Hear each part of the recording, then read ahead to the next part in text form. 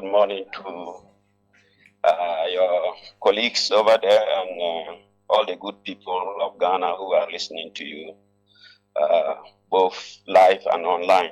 Okay. It's nice to have you on the line. First of all, you are currently doing some work on this issue. From your research, how bad is the issue? I say home because we have never had this magnitude of what they call Galamsey, but what in actual fact is not the original Galamsey that our great ancestors used to do.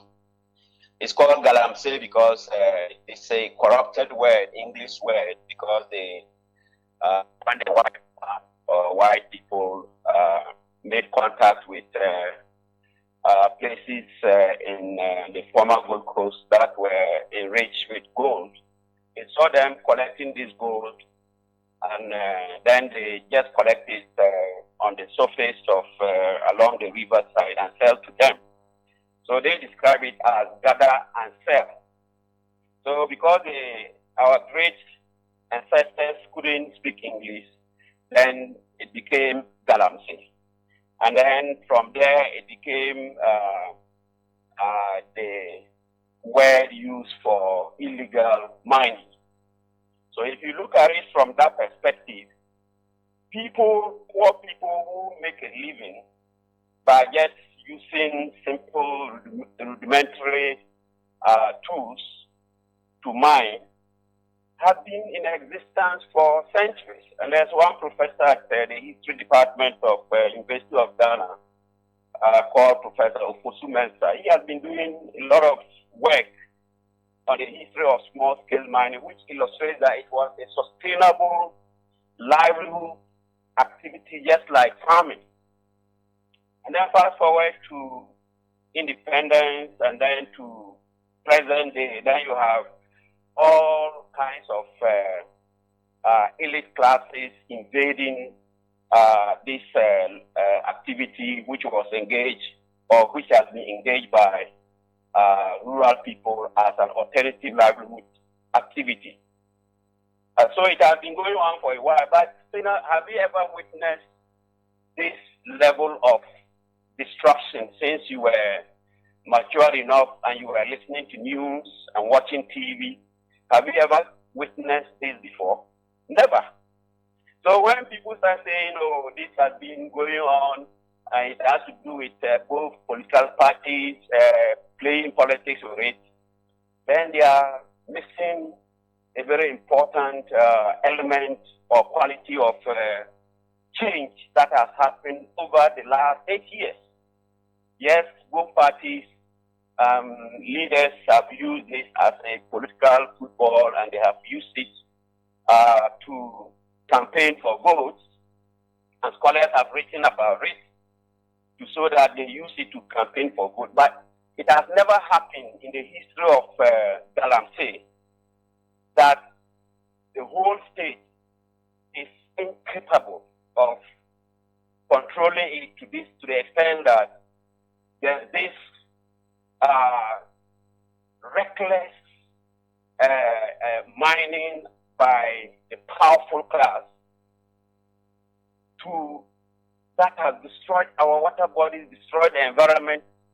Never mind the political class or our president says he is committed to fighting Galamsey to the extent that he was prepared to sacrifice his presidency, which means he was prepared to lose his presidency to fight Galamsey. But what is happening now?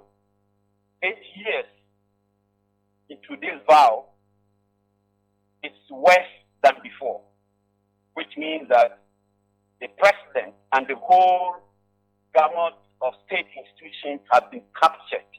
And that's why in the forthcoming book that I'm writing with Dr. Aziawa, my colleague, we have described this as state capture.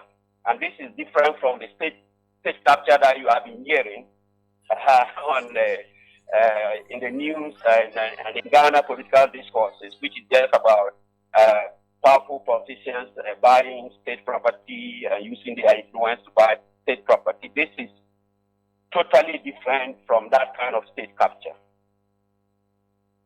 What kind of state capture do you see here? This state capture revolves around what they call the shadow state. The shadow state is the vast network of power elites that have actually formed themselves into a clique to influence the real state, which is the state that we know, the presidency, parliament, public institutions. Those are the institutions that constitute the real state that we know. But that state is powerless. When you have a shadow state made up of a vast network of kleptocratic power elites, both within the state and outside the state, that have captured all these state apparatuses and have repurposed. And the underlying word or the operative word here, repurposing of the state institutions. Because having been captured, the purpose of all the state institutions that are supposed to protect the public interest has now been repurposed to protect the interests of the power elites who are both within the state and outside the state. That's an interesting description. And I'm sure you've seen the work that Fourth Estate has done recently. Does that in any way affirm the stance of yours? Exactly. Because they are suggesting that these power elites are mining illegally because there's a law. I think I can't offhand tell you the LI that has been passed since 2022 that allows unlimited mining in forest reserves. Can you imagine that kind of paradox? Forest reserves, and then you allow some mining in forest reserves.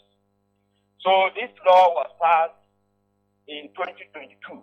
This LI was passed in 2022 by the government that has a president putting his presidency on the line, and yet it's the same government that brought an LI to Parliament to allow mining in the forest with some conditionalities. But the reality is that these conditions, if you are living in Ghana, it doesn't matter how strict the conditions are.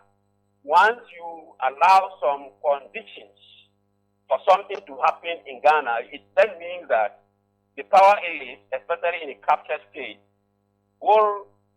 these conditions, however strict they are, will be useless. So this law basically opens the floodgates for illegal mining by the powerful elite in forest reserves. And then you have the Minister for Lands and Natural Resources say, this is within the legal limits and all that. But actually, the reality is that this law was made, and that is part of state capture, and that is the exact meaning of state capture. Instead of even looking at the implementation of policies like the organizing Operation Vanguard, which has become corrupt and people are taking bribes and all that, they actually influence they are protected in law making, in policy making from the beginning. So they are able to influence the state to actually formulate laws that will protect their interests. So it has nothing to do with implementation now, because their interest has been protected through the formulation of policies, through regulations, and through the law.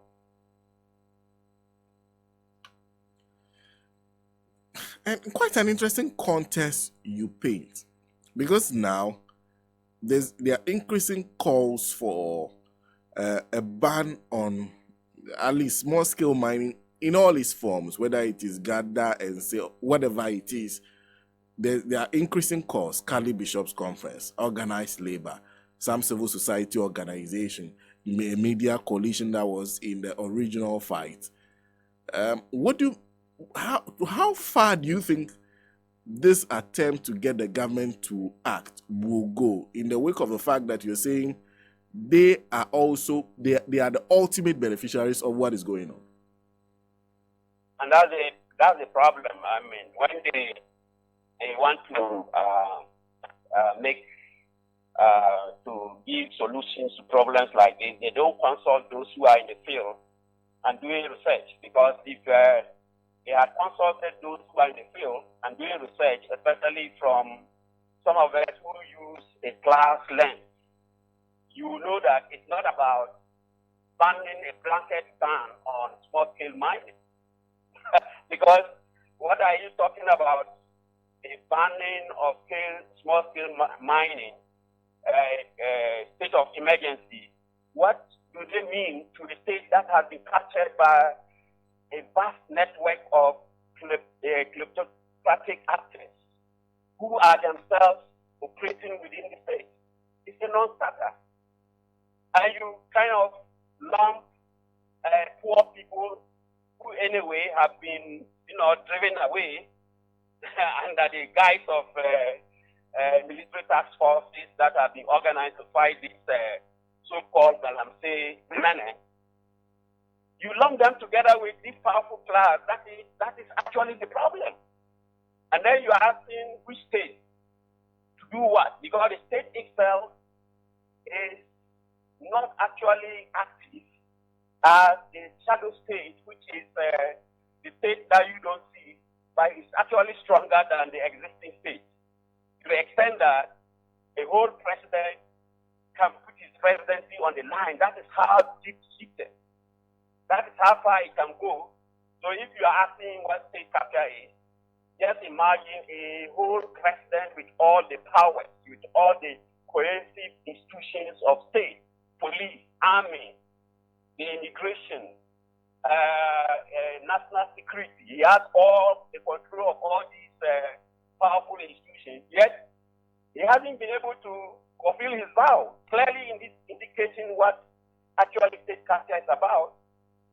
A state is supposed to be a powerful organ, a powerful,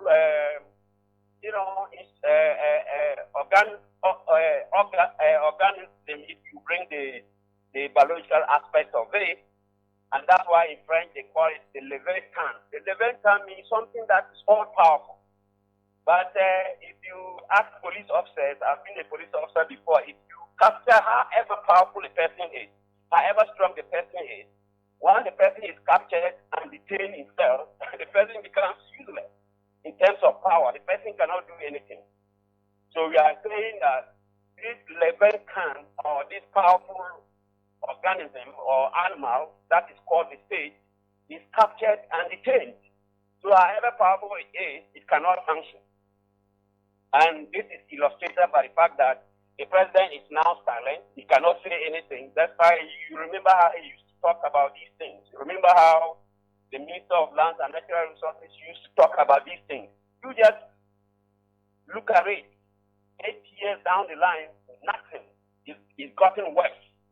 And that is the extent of state capture we have in this fight against the menace of Galamsey. And let me just say a little bit about state capture that affects the media.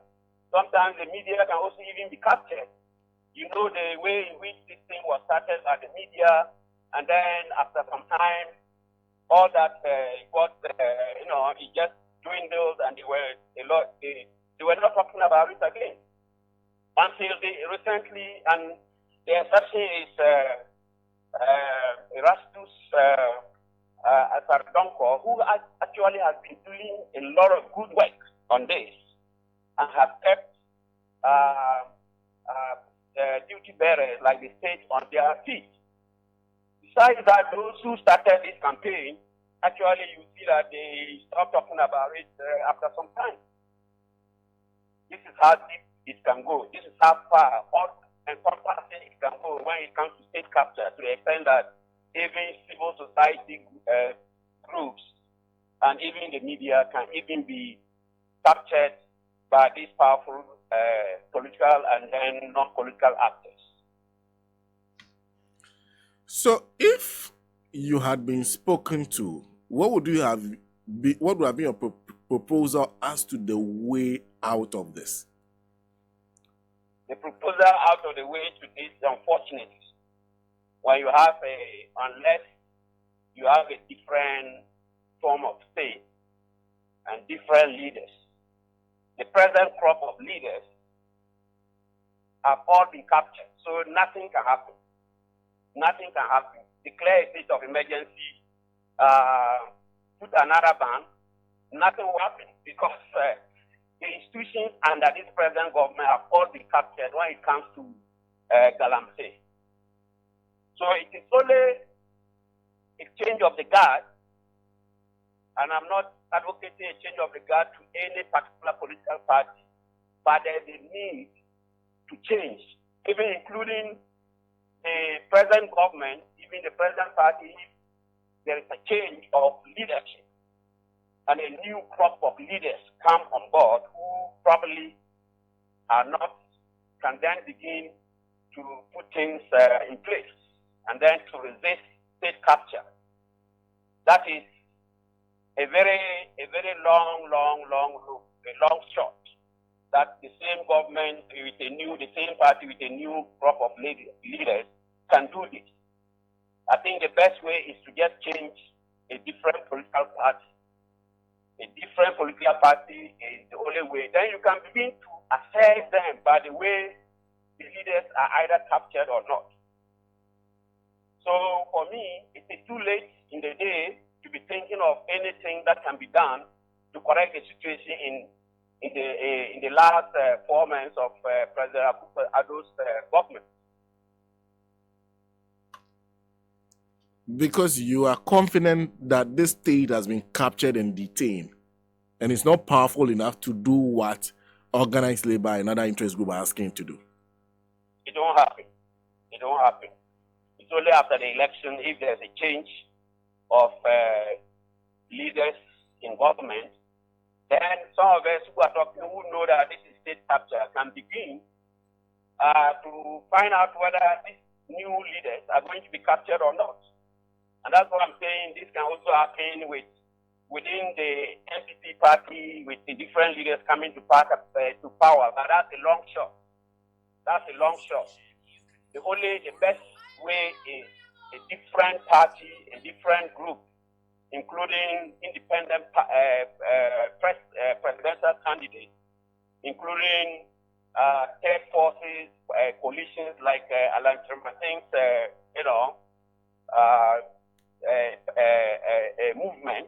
All these are the possible ways, but with the same party coming to power, even though you cannot rule out a different approach, you cannot rule out resistance to this state capture, but it looks more difficult to do so. And that's why I call it a long shot, that if the new change in leadership in the MPP would not necessarily get you the results, because if the state is captured, what gives us the assurance that the MPP itself is not where the capture began? Yes, especially when the party structures and some known powerful people who are daily in the campaign of the NPP presidential candidate. He just appointed one of, I think he's the deputy Minister for Land and Natural Resources as his campaign leader or manager for mining. Can you imagine? The ministry, somebody who is in the ministry as the deputy minister and has a clear case. That is the ministry, that is one of the ministries you can clearly say has been captured, including all the departments under it. You are appointing the deputy minister of that ministry to be your campaign, whatever, leader in small-scale mining. It clearly shows that it's a very long shot that an MPP government under different leaders will solve this problem. It's a long shot. See, Prof, thank you. Thank you very much for speaking to us this morning. Thank you. Thank you for reaching out. Thank you very much. And I'm looking forward to reading that book, by the way. Professor JASPER ABEMBIA Ayalozuno joins us on the line, Associate Professor of Political Science, University of Development Studies, speaking to us this morning. Very interesting way of putting our problem. He says we're experiencing a form of state capture when it comes to the matter of Galamsey. In that state capture, the state, very powerful, has been captured and detained. So as powerful as the state is, the state cannot act. And he does not think that everything that's been requested of this government is capable of doing, because they are the architects of that state capture ultimately. And he also does not think that the new leadership that the NPP has put forward will be capable of solving the problem. He says if you rely on them, it's a long shot, because he made an example of the deputy minister. You were talking about it, Mrekuduka. They said they put him in charge of what? Campaign mining, baby. Mining cost for Ghana. Yes. He himself has been fingered on many occasions of involvement in mining, even by his constituents. So he says, yes.